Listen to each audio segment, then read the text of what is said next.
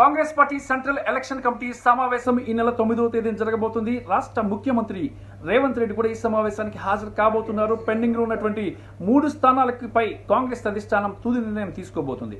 ఈ నేపథ్యంలో కీలకమైన స్థానం ఖమ్మం మీదే అందరికి చూపు పడింది. మరి ఖమ్మం విషయంలో అధిష్టానం ఎలాంటి నిర్ణయం తీసుకోబోతుంది, అధిష్టానం దగ్గర ఎలాంటి ప్రపోజల్స్ ఉన్నాయి, మరి చాలా మంది అప్లై చేశారు.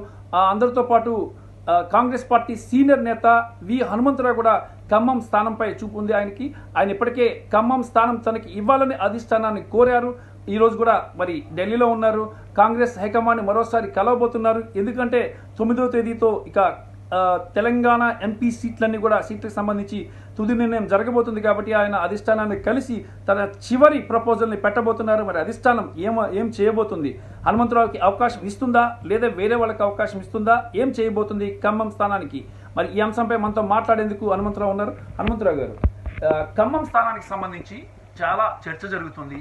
ఒకవైపు బీసీలకు ఇవ్వాలని అడుగుతున్నారు, మరోవైపు ఇంకొక స్ట్రాంగ్ గా డిప్యూటీ సీఎం కానీ ఇంకా కొంతమంది మంత్రులు కానీ వాళ్ళ భార్యలకి వాళ్ళ చుట్టాలకి బంధువులకి ప్రయత్నం చేస్తున్నారు. ఏమంటారు దీని మీద మీరు? చూడండి, 2019 ఎన్నికల్లో ఎవరు కూడా అడగలే. నేను ఫస్ట్ అడిగింది, ఫస్ట్ అప్లికేషన్ పెట్టింది నేను.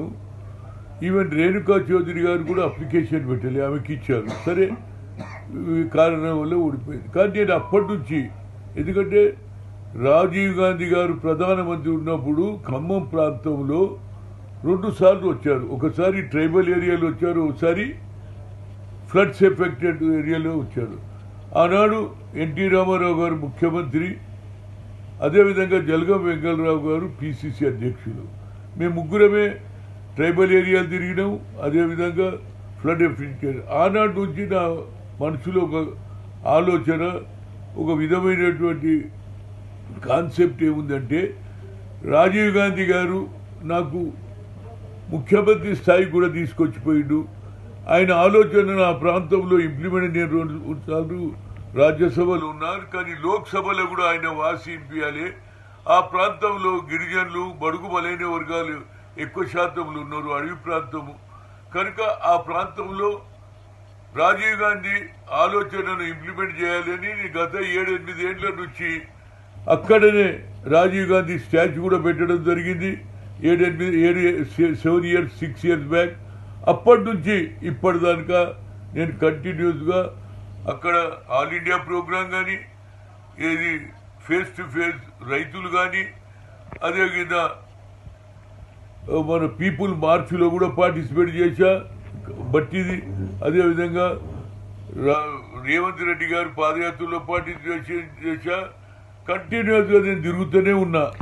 హనుమంతరావు గారు, అయితే ఇక పార్టీలో వేరే పార్టీ నుంచి ఇక్కడికి వచ్చిన వాళ్ళే కానీ, పార్టీలో ఉన్న వాళ్ళే కానీ స్ట్రాంగ్ గా వాళ్ళ కుటుంబ సభ్యులకి ఇవ్వాలనుకుంటున్నారు. మరి మీరు సీనియర్ నేత, అధిష్టానం మీకు ఏమైనా హామీ ఇచ్చిందా ఈ ఖమ్మం సీట్కి సంబంధించి? చూడండి, హామీ క్వశ్చన్ ఉండదండి. నేను పని చేస్తున్నా, నేను న్యాయం. రాహుల్ గాంధీ గారు ఏమో న్యాయ యాత్ర తిరిగాడు, న్యాయం చేయమని అడుగుతున్నా. ఇక నేను అంతకంటే ఏమడుగుతాను? నేను ఎవరి మీద? రాహుల్ గాంధీ గారు ఇప్పుడు న్యాయయాత్ర చేశాడు, కన్యాకుమారి నుంచి కశ్మీర్ దాకా తిరిగాడు. బడుగు బలైన వర్గాల గురించి నా కాన్సెప్ట్ కూడా వాళ్ళ నాన్నెంబడి పనిచేసిన ఆయన కూడా సోషల్ జస్టిస్, నేను కూడా సోషల్ జస్టిస్. కనుక పేద ప్రజలకు కూడా ఆయన నిన్న తుక్కుగూడలో ఇచ్చిన స్పీచ్ కూడా ఎట్లున్నది, మళ్ళీ ఇందిరాగాంధీ గుర్తుకొచ్చిండు.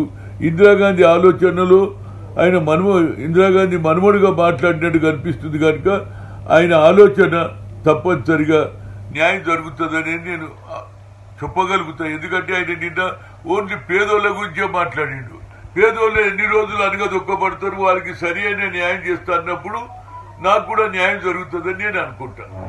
మీరు ఖమ్మం ఒకటే పట్టుబడుతున్నారా? ఇంకా కరీంనగర్ కూడా ఉంది. కరీంనగర్ నేను మొదటి నుంచి నేను ఎప్పుడు ఇక్కడ పనిచేసిన దగ్గర, కష్టం చేసిన దగ్గర పైసలు అడుగుతా, కానీ కష్టం చేసిన దగ్గర ఓడిస్తాడండి.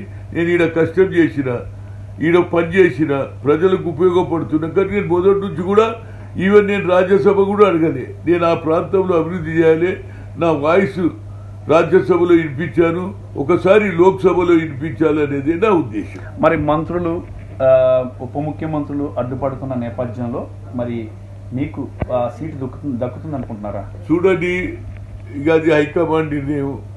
నాకు వాళ్ళకొక్కటే తెలుసు. నేను అందరి లెక్క బ్లాక్ మెయిలర్ కాదు, భయపెట్టించేటోని కాదు. సత్య వరకు కాంగ్రెస్ లో ఉంటా. హైకమాండ్ తప్పనిసరిగా నన్ను కన్సిడర్ చేస్తే నా ఇది న్యాయమైన ఆలోచన, న్యాయమైన కోరిక. నన్ను అడుగువను. ఎక్కడ కూడా ఇదే డిస్కషన్. అరే హనుమంత్ అన్నటువంటి వారికి అన్యాయం జరుగుతుంది అనేది జనంలో పోయింది. అక్కడ ప్రజలే అంటున్నారే. ఆల్రెడీ వాళ్ళకి పదవులు ఉన్నాయి. ఓ డిప్యూటీ సీఎం ఉన్నారు, ఒక ఆయన రెవెన్యూ మినిస్టర్ ఉన్నాడు, ఇంకో ఆయన మినిస్టర్ ఉన్నాడు. మళ్ళీ వాళ్ళ కుటుంబాలకు ఇస్తే మరి మిగతా కార్యకర్త మొదటి నుంచి హనుమంతరావు గారు కార్యకర్తల గురించి కొట్లాడతాడు, న్యాయం గురించి కొట్లాడతారు. కాబట్టి అక్కడ ప్రజలే కోరుతున్నారు హనుమంతరావుని వస్తే మేము గెలిపించుకుంటామని అంటున్నారు. చూడాలి ఇక మరి రేవంత్ రెడ్డి గారు ఏం చేస్తారు అనేది. ఎందుకంటే నేను రేవంత్ రెడ్డి గారికి ఏది ముఖ్యమంత్రి అప్పుడు నేను చెప్పిన ఎవరైతారంటే ఆయన కష్టపడ్డాడు, బాగా తిరిగాడు, ఆయన అవుతాడని చెప్పాను. ఇక అందులో కొందరికి భేదాభిప్రాయాలు ఉంటుండొచ్చు, కానీ నేను మాత్రం వాస్తవాలు మాట్లాడుతూని న్యాయమైన కోరిక చెప్పిన.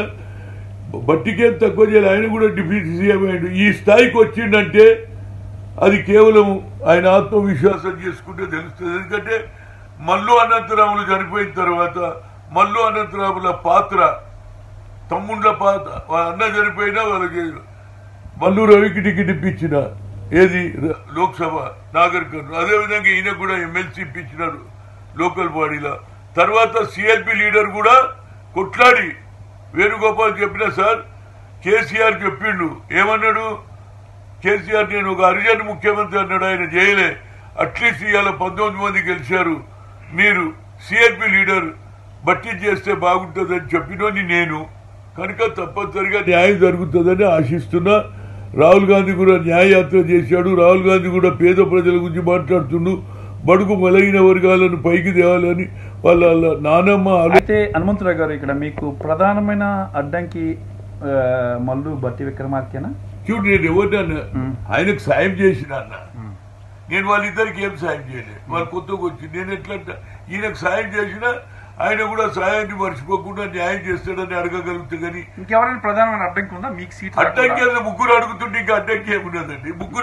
ముగ్గురు అడుగుతున్నారు. ఆడ రేణుకా చౌదరి అడిగింది, కానీ ఆమెకు రాజ్యసభ ఇచ్చిండ్రు. ఇప్పుడు అడ్డంకి ముగ్గురే ఉంటారు కదా. ముగ్గురు నేను వాళ్ళిద్దరిని అడగలేను. ఎందుకంటే వాళ్ళు కూడా ఆలోచన చేయాలి. పోయి హనుమంతరావు సీనియర్ నాయకుడు అని నేను అడిగే హక్కు బట్టి మీద ఉన్నది. బట్టికి నేను అన్ని విధాలా సాయం చేసిన. నా తమ్ముడు అనుకున్నా, వాళ్ళ అన్నకు కూడా టికెట్ ఇచ్చిన. అదే మల్లు అనంతరాములు పాత్ర చనిపోయినా నేను పూర్తిగా నడిపించిన, ఆ కుటుంబానికి లాభం చేసిన, వాళ్ళ అన్నదవులకు చేసిన. ఇక వారి మీద వారి అంతరాత్మ ఏమంటుందో అది చేస్తే బాగుంటుందని చెప్పగలుగుతా. కానీ నేను ఎవరిని అడగలేను, ఎవరి మీద నిందలు పోలేను. వాళ్ళు ఆలోచన చేయాలి. హైకమాండ్ ఇస్తే ఓకే, ఇవ్వకపోతే నేను కాంగ్రెస్ లో ఉంటా కదండి. కాంగ్రెస్ వదిలి వెళ్ళరా? నేను వేరే లెక్క I'm not a blackmailer. Up to death I will congress. ఎన్ని ఏది అడ్డంకులు వచ్చినా, ఎన్ని ఇన్సల్ట్ అయినా నేను సత్య వరకు కాంగ్రెస్ లోనే ఉంటా. అది నా ధ్యేయం. నేను ఈ పార్టీలో వచ్చినాకనే నాకు గుర్తింపు వచ్చింది కనుక నేను పార్టీకి వెన్నుపోటు ఒడిచేటోని కాదు. కానీ హైకమాండ్ కూడా న్యాయం గురించి రాహుల్ గాంధీ గారు తిరుగుతున్నారు కాబట్టి నాకు న్యాయం జరగాలనే ఆలోచన నాది. Thank you. ఇక ఇది పరిస్థితి. హైకమాండ్ తన విషయంలో న్యాయం చేయాలి. కాంగ్రెస్ పార్టీనే నమ్ముకొని ఉన్నా, నేను బ్లాక్ మెయిలర్ని కాదు, చచ్చే వరకు కూడా కాంగ్రెస్ పార్టీతోనే ఉంటానంటూ కూడా హనుమంతరావు చెప్తున్నారు. అలాగే బట్టి విక్రమార్క కూడా ఉప ముఖ్యమంత్రి ఆలోచించాలి. ఆయనకి చాలా హెల్ప్ చేశాను, సహాయం చేశాను ఆయన ఈ స్థాయికి రావడానికి. మల్లు అనంతరాముల పాత్ర కూడా తాను పోషించానని చెప్పేసి హనుమంతరావు చెప్తున్నారు.